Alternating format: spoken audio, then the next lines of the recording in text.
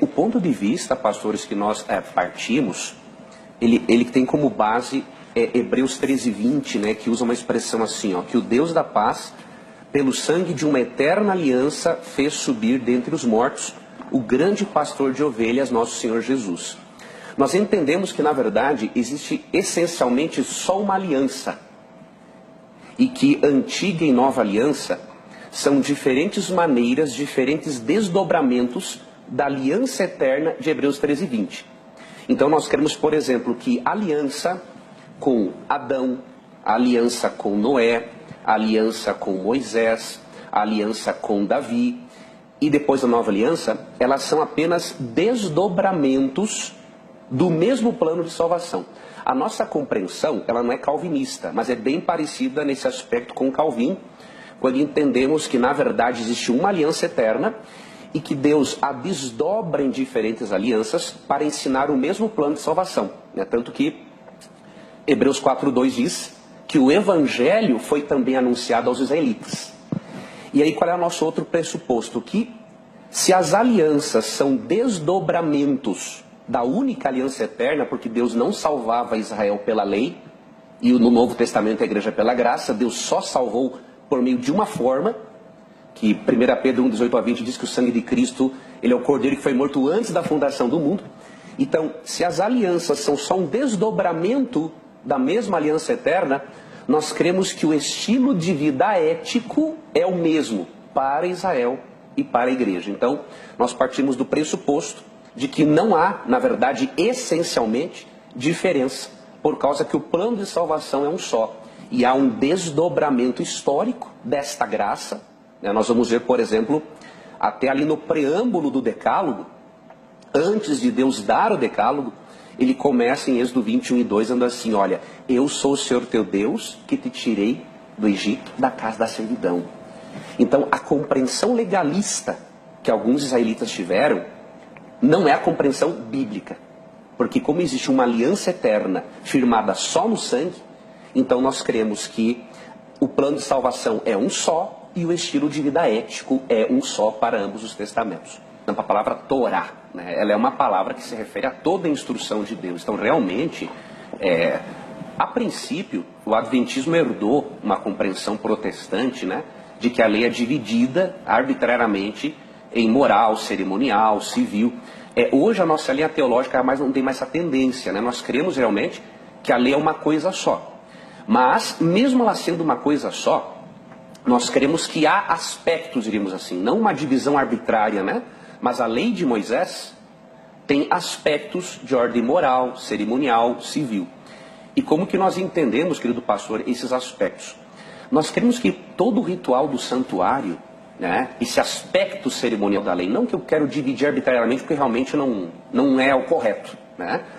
Esses aspectos eram um recurso pedagógico de Deus para ensinar o plano de salvação. Então, como que nós diferenciamos antiga e nova aliança? Nós cremos que toda a função, né, do aspecto cerimonial, ele se cumpre, ou melhor, ele encontra a sua função cumprida em Cristo.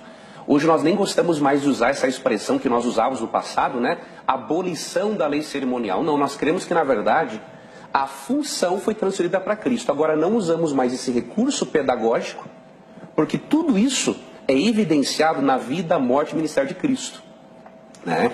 Então, nós cremos que essa função cerimonial transfere-se para Ele.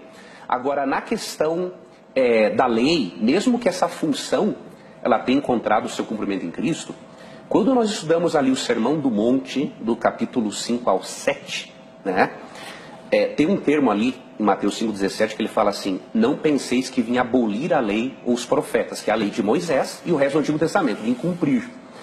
A palavra plerô ali no grego, o sentido é ampliar, encher.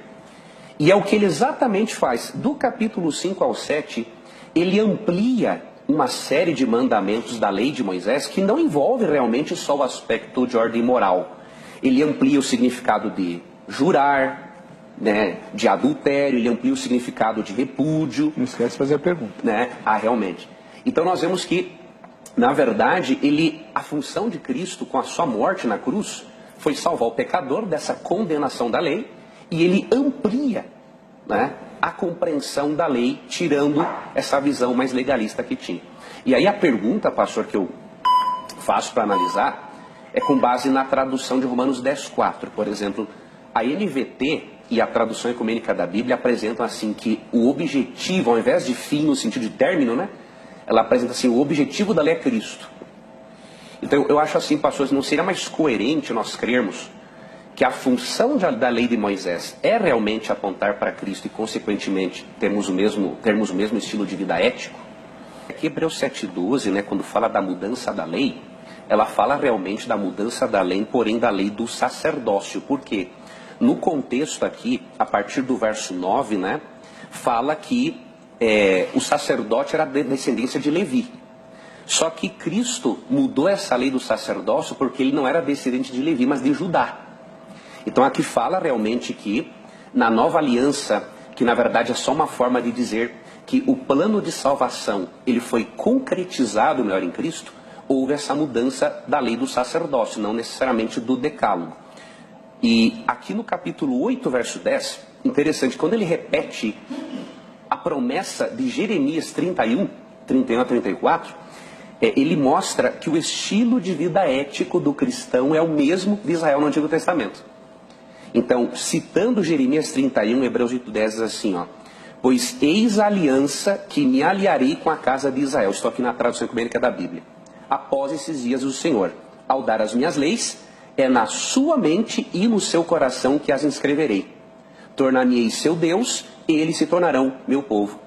Então, na verdade, mesmo que mude-se a lei do sacerdócio, né, agora é um descendente de Judá e não de Levi, que é o nosso grande sumo sacerdote, de acordo com Hebreus 8:10, o estilo de vida ético ele continua, com uma grande diferença, né?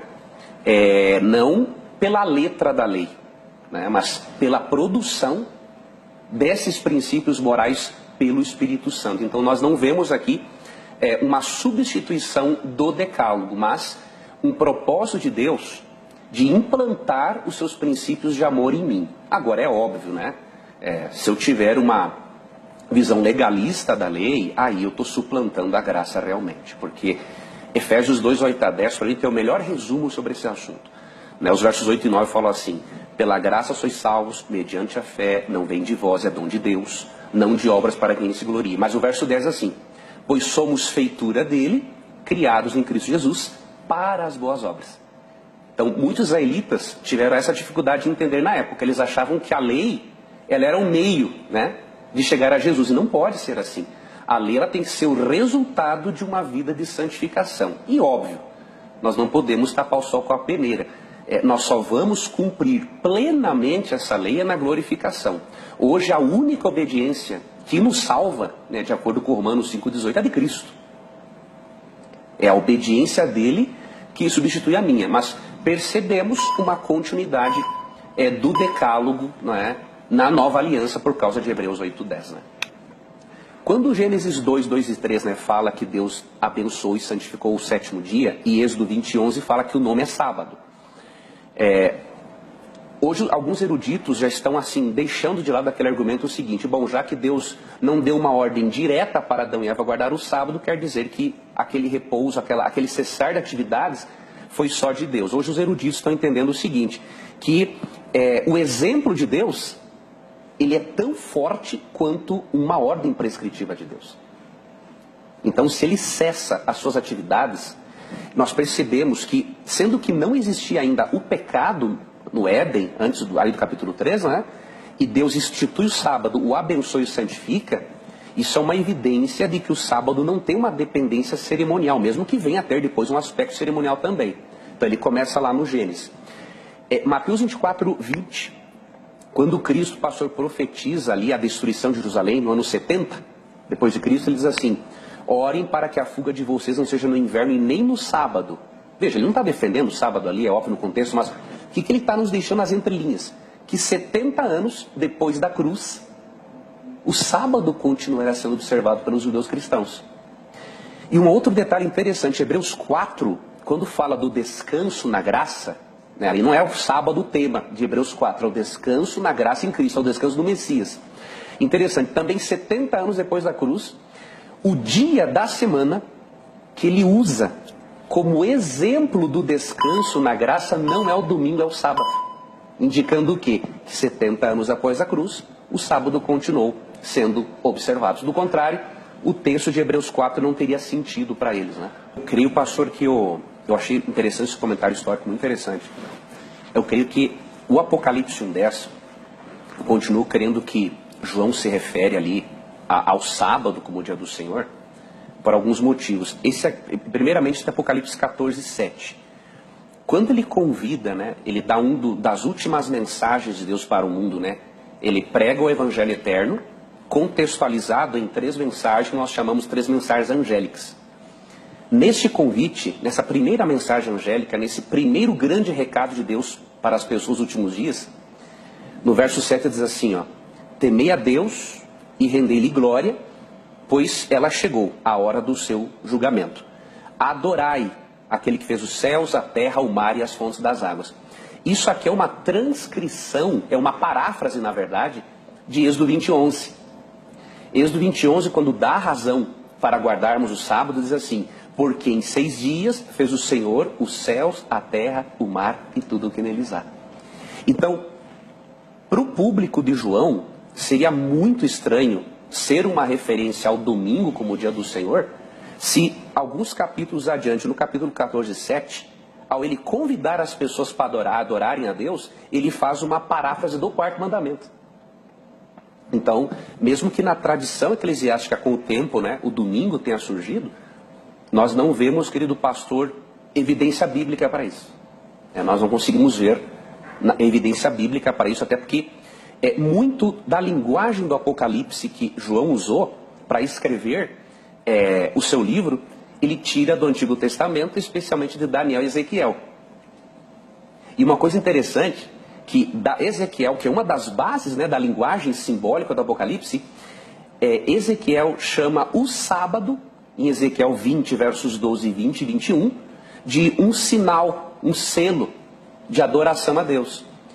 Então, se ele falasse do domingo em Apocalipse 1:10, ele estaria indo contra a própria base teológica dele em Ezequiel, de onde ele extraiu muitos símbolos do Apocalipse. Então, nós vemos mais coerência, pastor, a continuidade do sábado no pensamento de João. Não uma observância legalista, tem que ficar bem claro, né? Infelizmente, eu já vi, pastor, na minha própria igreja, né, alguns membros terem uma compreensão, né, se guardar o sábado, você está salvo, você não está salvo. Não, isso nem condiz com o que Ellen White ensina sobre o assunto. Tem muito adventista, infelizmente, pastor, que nem conhece o que a própria Ellen White escreveu sobre o assunto.